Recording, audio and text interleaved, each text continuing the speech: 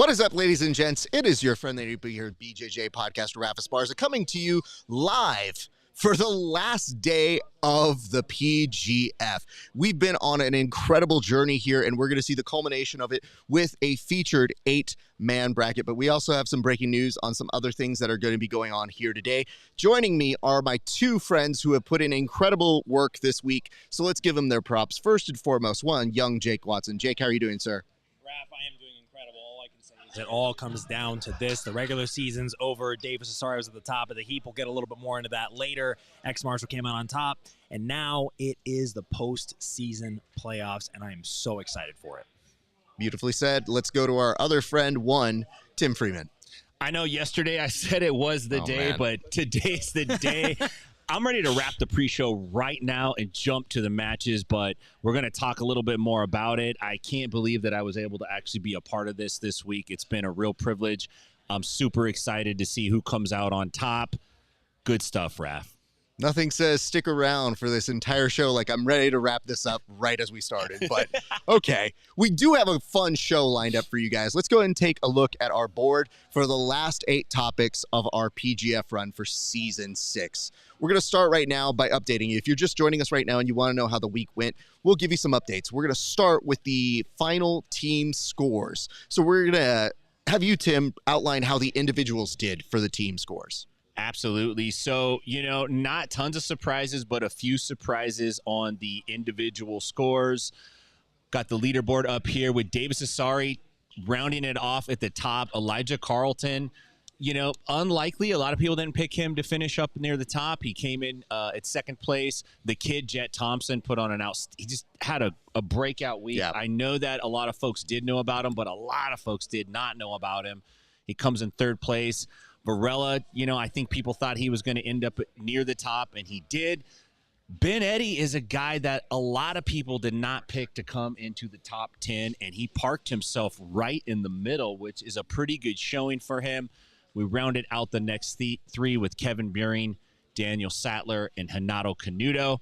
Overall, pretty much the names we kind of thought would be up here, but we thought more of those big names would be near the top, and they really didn't end up near the top.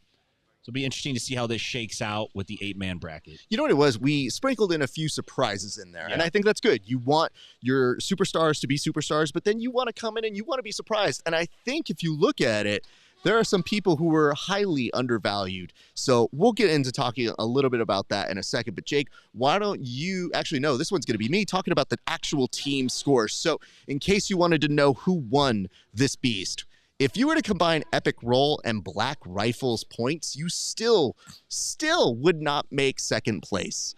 That's unfortunate. Wow. However, they gave us some great matches, and yet First Form made a run for the team title, for that 100K for their team, and just came up a little bit short. X-Marshall was the clear dominant winner throughout the week, and it was impressive to watch them. They had their whole team sitting there watching, and yesterday during that celebration photo that they all got together, you could see them just elated. It's a really fun photo. The only person I might point out here is Keelan looks like he's deeply distrustful of everybody in it. Like he's looking at everybody like one of them stole his wallet and he's going to figure it out. Nobody leaves here tonight until they get that done. But that's 100K for just a handful of grapplers, and it makes you think, where else are you seeing it? So props to X-Marshall and props to all the other teams for their hard work this week. It was incredible to witness. However, now we transition into our fantasy draft, meaning we here drafted, as well as that dude over there at the commentary booth named Mr. Egghead or Mr. Head. I don't know which one's formal. Jake, walk us through how the fantasy played out, please. Yeah, the grand prize for the teams was 100K, but for us, it was a possibly imaginary, possibly real, I never know with Brandon, belt for the winner of this snake draft. And it comes out, started out with me with a total score of 55 points. I don't know how I'm going to shake out the rest of it. I'm finding out live right now. But 55 points for me. For Mr. Freeman, we got a total of 67 points, so significantly better than me. Moving on to the next one. Can't wait for the finale of this whole segment. It's always the same. Bring it on over. Then Team Egghead was able to score how many points?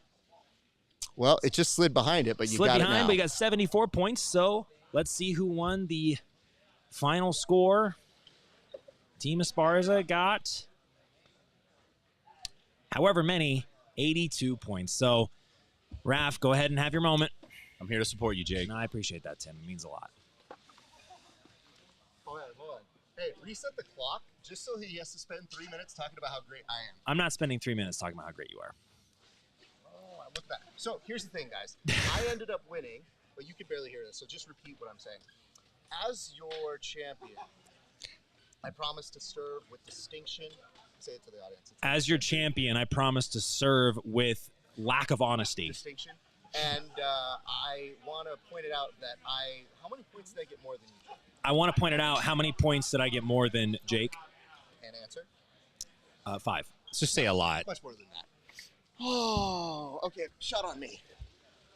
Oh, this is so great. Gents, so put 3 minutes, that's good, on the clock. Let's talk about how good my team was, though. I'm going to start with you, Tim. How was my team so good? Well, your team, it is pretty good. I think that you really just kind of picked a bunch of guys. I don't know if you really knew exactly how it was going to shake out.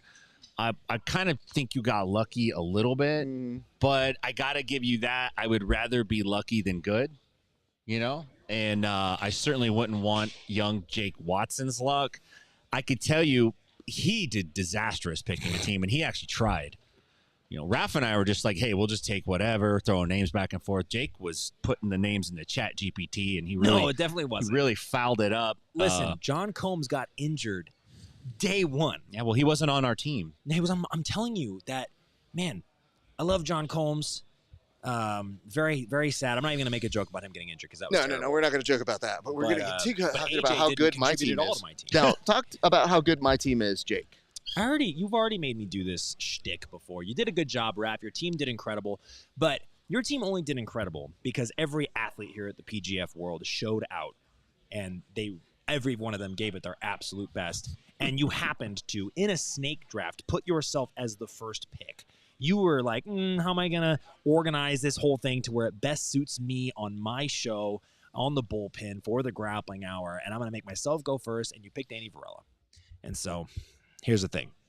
Okay. You orchestrated it. Eyes on me. All right. Let me talk to you about two things here. I'd like to give myself credit for just a few things before we move on. The first of which is this. As a collective, can we agree that it's good that one of us beat Egghead? Yes. Okay, right? Because we wanted the show to show that we're going to be better than him. Right. He has stats. He tries. He's very good at this. And he was roasting you guys thoroughly. Yeah, like, he was. I roast you guys, like, moderately. He comes in heavy roast. And I pulled away with it, right? But number two, and this is the last I'm really going to talk about until we go back to do our regular show, the bullpen. Do you recognize the fact that my team was just short of beating Marshall? Like, if you add those points up, I'm like neck and neck with them, and I still couldn't beat John Jock. So just a little sad on that one. So anyway, enough about that. But it was really fun, and what I liked saying throughout the week, yes, PJ was giving me some mess for not picking him first, and yes, we had some words about it. But I think what was really fun was it was an extra opportunity for us to root for some of our friends, and it's always hard rooting against your friends whenever you pick it. At least with fantasy football, you're just like, oh, this is some dude who makes like $15 million. Right. But the fact that now they're your friends and you're starting to see people bet on them in that way gets us just that little bit closer to them feeling like true superstars, especially for the incredible work that they do. So we'll go ahead and move to our next topic, which is submission of the night. Gentlemen, you both picked a submission of the night. I'm going to go ahead and start with you, Jake. What was your submission of last night? My submission from last night was Matt Elkins getting this beautiful setup of a triangle over Kevin Buring. Kevin came into this match, and, looking at how he was grappling throughout the week, you would think, man, this is going to be a close one. But Matt Elkins sets up this triangle from the mount position that had Eddie Bravo turning around to see the big screen replay. Not once, but twice, just wanting to see how he set that up. It was an absolutely beautiful performance from Matt Elkins. That man consistently throughout the week has known how to work the crowd. He's great on the mic. Steve Aiken was laughing, and he had the entire crowd on their feet. That is something that is so important to do, win, lose, or draw, and he did a great job of it. Absolutely. Tim, walk us through your submission of the night. Believe it or not, I'm going to pick the same guy. Matt Elkins submitted Jamie Carnell not once, but twice. You see, Carnell gets off on a technicality by picking Elkins up over his hip line. He tapped him. He had to set him down. Elkins walking around at the crowd. Can't believe it. And he puts Carnal in a wrister. Check the wrist lock out on Carnal's right hand here. Elkins sets it up. He looks like a little mini Hemsworth. And there it is. And Carnal's forced to look at it. Tap, tap, tap, tap, tap. Matt Elkins putting a show on for us at the PGF. Nice work. You allude to a twister, and I swear to God, a random Eddie Bravo appears. He literally came through this curtain and just yelled, 10th planet. So that's how it works. It is how it works. Very pleased to have that. So very, very happy. We're going to go to our next topic, which is updates. So we do have some updates for you guys. We want to walk you through them so that you're very prepared for tonight's festivities. Let's go to our first update, which I believe, Tim, you're going to walk us through. Yeah, so I have a couple updates for you on the injury report. Ben Eddy, who is ranked number 5 going into the playoffs, has actually dropped out. And PJ Barch is going to bump up into the number 8 spot. So that's really shakes things up quite a bit for this tournament. I would imagine there are a handful of guys, all 7 of them, that are kind of like, okay, Barch is back. They almost feel probably like they got lucky with Barch not being there. So Barch is going to be in. The other name on the list is Daniel Sattler. He was out yesterday. He had the day off, and he did show up today. He is back today. I saw him at the venue earlier when we were getting set up, and he looks like he's ready to go. So I think he's going to make a run for that money. Obviously, he's had probably 36 hours of rest going into this, so that should be a benefit over his other competitors in that bracket today. Very nice. Thank you for that. And Jay, can you walk us through the bracket that we are going to see here? Actually, we have several kind of brackets that we should be looking at tonight. Yeah, absolutely. So looking at the aforementioned bracket from Tim, PJ Barch to slide into that number 8 to take on the number 1 seed, Davis Asare, and Andy Varela and Kevin Buring will fight on that side of the bracket as well. And then Mr. PGF himself, Elijah Carlton, with Hanato Canuto in the first round. And then an interesting matchup between the well-rested Daniel Sadler versus the absolutely emphatic 17-year-old Jet Thompson. That's going to be our main finale bracket for the PGF World Playoffs. But then we have this undercard bracket as well. And we have Matt Elkins making a return. Matt Elkins is going to take on John Chandler in the first round. Alvaro Pinedo and Evan DeWitt will fight on the other side of the bracket. That's going to be a 4-man bracket for the undercard. Winner of that will win $500. Should be very exciting and a nice way to get our audience warmed up. And then the co-main event of the evening is going to be a super fight, and that is going to be Nakaya Jackson taking on Kaida DeWitt. That's the co-main event. Kaya Jackson has been the PGF Women's Champ. I believe this is her 3rd title defense. Very excited to see that. What a day we have planned. Absolutely. Let's go to our next segment, which is this. So not everybody can make the playoffs, and we thought a good way to kind of give some props to some people who have unfortunately not made it is RIP, which is give props to somebody who didn't quite make it to the end of the finish line. So I'm going to go ahead and start on over with you, Jake. So my rest in peace, my ode to a competitor who did not make it is going to be Jamie Cardinal. I believe that him and I shared a special moment. I have been cutting promos for this brand right here, Once Upon a Coconut, all week long. I think I've done like 16 promos for them. Jamie Cardinal had that same sort of killer instinct mentality when it came to cutting a promo for them. He said, I want to do a shoey with a Once Upon a Coconut. I was not, contrary to popular belief, sitting on the edge of the mat with my shoe already off, waiting for someone to ask me, as some people in the comments section said. No, I just heard shoey, and I jumped at the opportunity. Now, I did not think about the fact that I was going to take my shoe off and then have to wear it again, but Jamie Cardinal, he was just so exciting. As a personality, he's great, and I'm excited to see where his career goes from here. He's definitely gained some fans, and he's just such a likable character. It was a pleasure to watch him this season. Tim. So my RIP goes to Samson Fomabout. Samson is a guy who grew up in a terrible neighborhood, involved in gangs, crime, drugs, ran afoul of the law, and decided he needed to change his life, and he used martial arts to do it. His company, FaZe International, helps young athletes. He's one of 5 people in the world who was selected to represent the country of Laos to the BJJ community, so he's one of their ambassadors. He's an all-around good guy, and I think the overall story is this. If you're sitting at home eating Cheetos in your Chunky Hanes sweats and you're thinking, I could do what those guys are doing, you can't. But you can go to your local jiu-jitsu school, get signed up, meet a great group of people, and you could change your life and benefit it from it just like we have. So I want to encourage you to do that. But before, I got one more RIP, and that is to Jake Watson's brown Cole Haan shoe. It's going to need a round of Valtrex before he can put that back on. It's hurting bad these days. Brother, my shoe's totally fine. Trust me.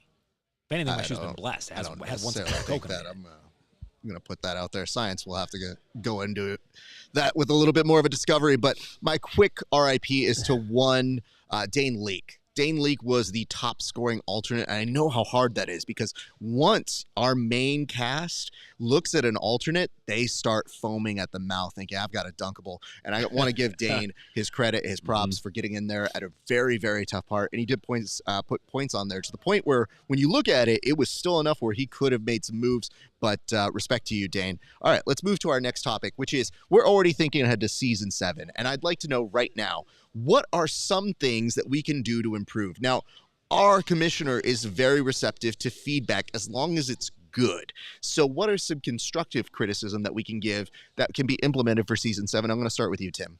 Well, I got a couple that I want to run by you. You might agree, you might not. I don't know. But listen, no rest days. If you get hurt, you take a spa day, you got to give up 2 points. It's just like getting DQ'd in a match. I would really think that would push people to show up and get on the mats and compete. The other thing is, let's get rid of draws. If you draw, both guys lose a point. We should penalize you for not acting. You should take an L before you take a draw. That's my personal opinion to move the action along. And the last thing is, it would be nice if we could see some kind of bonus for the top 3 finishers in the bracket, just to encourage guys to get after it and not rest once they feel like I'm in place number 5 or place number 6. I think I can hang out and make it. I want to see things that push guys to compete and fight every match, every day. That's what I want. Those are my improvements. The only thing I'm going to add to that is I think that a tiebreaker element should be if you did all 4 days. If you did all 4 days, that should be the immediate tiebreaker. Because if you didn't do one of the days and you're tied with somebody else, I don't think you should advance. Just my opinion. Jake, what do you think? So my opinion, actually, I really love those choices, guys, and I think that they're very informed and definitely well thought over. It would take a little bit for me to unwind from all the work. We've been pulling, 10, 12-hour days, doing these pre-shows, post-shows, working, staying up until about 2 a.m., waking up at like 9 a.m. to get everything going.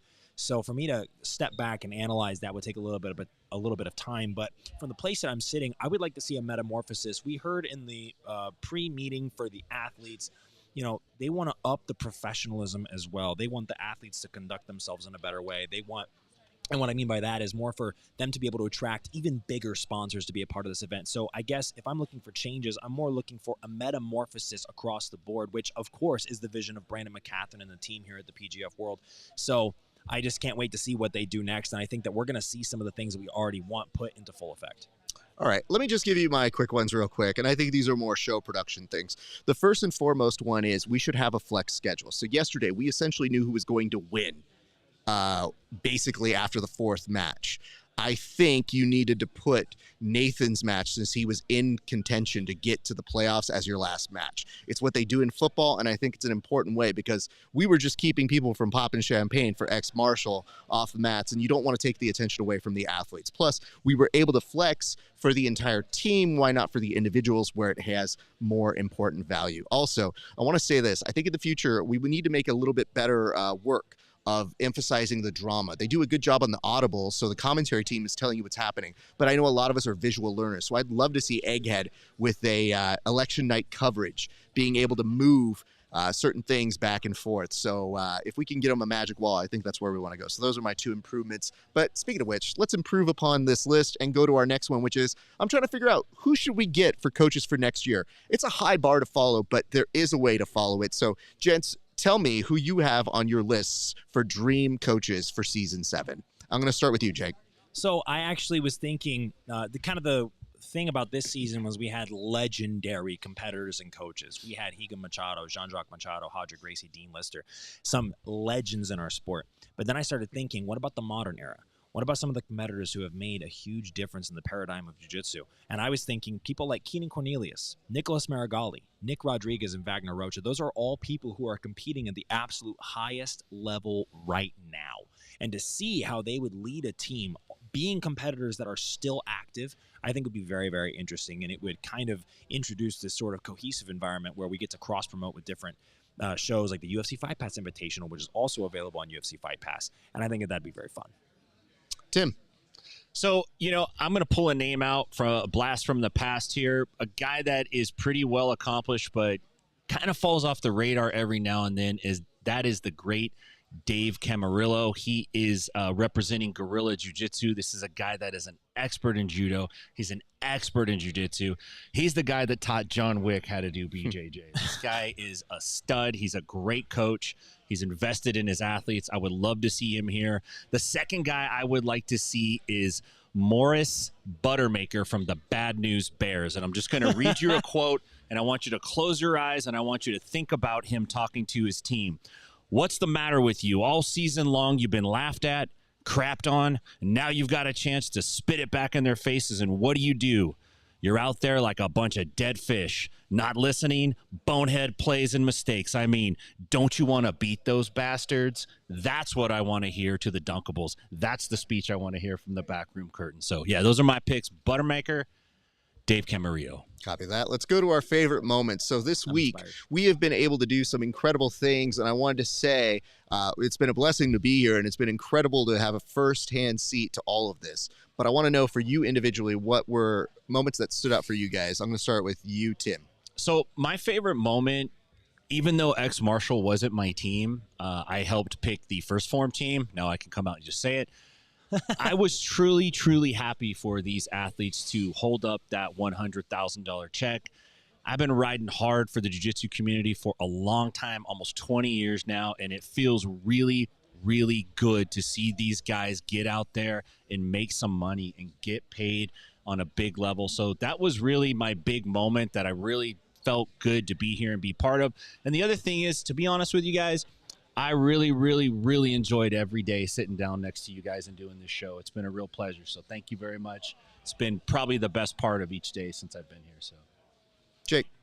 Well, I definitely mirror that sentiment, Tim, and just being able to also go back and be in the Airbnb, share dinners with each other, planning these shows. I mean, I've had the most incredible week, and I'm eternally grateful. But I think that one of my favorite moments had to be Andy Varela and PJ Barch going not just off the mat, not just into a couch, but over a couch. And Andy Varela still held that back control. So he was so committed. And both of them, I mean, watching that match in the number 1, number 2 seed, you're just waiting for something to happen.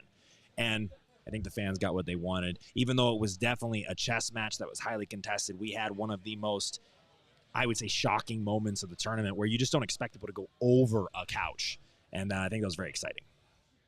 I have to say, as a production guy, and many of you in production will relate to this, my favorite moment was when the stream started working. Legitimately, once it starts going and I see that we can talk, that's easy. This part's easy. It's making it go, and we are truly indebted to the many people who helped us, and we're problem solving behind the scenes, especially when you're live. Live is a very high premium to do.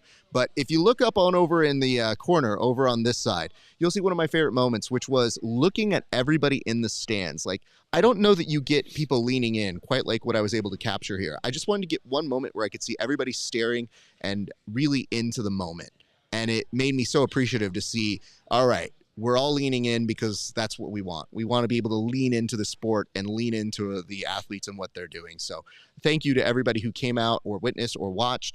We do have one more section to get to, which is our peanut gallery. So let's look at this. And the little highlight section, we go through and we say, what were some of the choice comments that we've seen in the comment section? And why don't we start with our first comment, please? So this is from DJ Balateo. Trying to see Dylan Dennis in this. Congratulations, you're the only one. Okay. I just heard an oi, and I wasn't sure if that was in regards to that. And I was like, all right, cool. Dennis. He's like, oh, he's like, speaking of which, I have appeared. I'm here with my mom. All right, let's go to our next one. My mom.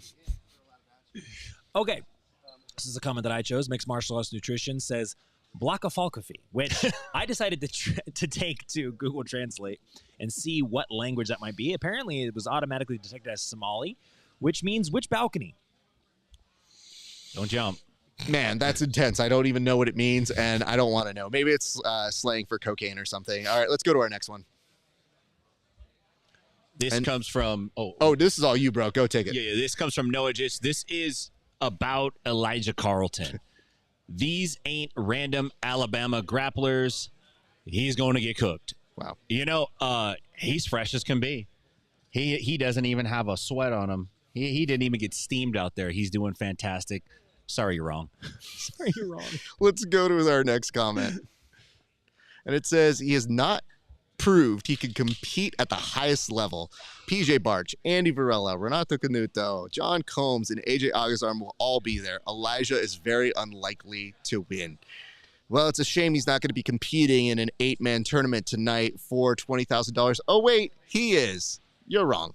Womp womp. Hey, you know what's great about these things? Comment section. You can come back and find out you're wrong with us at any given time. But gentlemen, this is not the conclusion of our work here. We still have more work to do. We're going to throw it over to the main broadcast. But just to let you know, right now you got to go to Fight Pass to watch this. So Fight Pass is the only place you're going to be able to watch the excellent action that's happening. And then once you're done, stick around and watch the post show with us. We'll have interviews, we'll have analysis, and we'll have some highlight clips. So we're very happy that you guys have been joining us. We hope you've been entertained by this board. Oh, I'm so sorry. There was actually one more comment I think we actually had to post. I think I was asked about this one a little bit earlier from somebody in the YouTube section. They said, Raf, you know, I think Jake asked you a question, and I wanted to know if you could show him something. And I said, absolutely. So why don't we go and roll that footage? Oh, gosh. Yeah, I think right over here, you do see Jake Watson trying to attack Tim Freeman. And, Tim is. you know, this is Look at right this in the dude middle just of our rips board Freeman meeting, up. and you're thinking to yourself, guys, can we just finish this board? Hey, but look at that You got escape, lucky though. because you're on the No, ground. look at that escape, dude. You got lucky. You had the high ground. If there's I don't one know thing if I we can learned run from that Star Wars back. Episode 3, We cannot it's run the that high back. We don't ground have the is time for very that. important. You were one act of mercy away from me taking that knee home with me.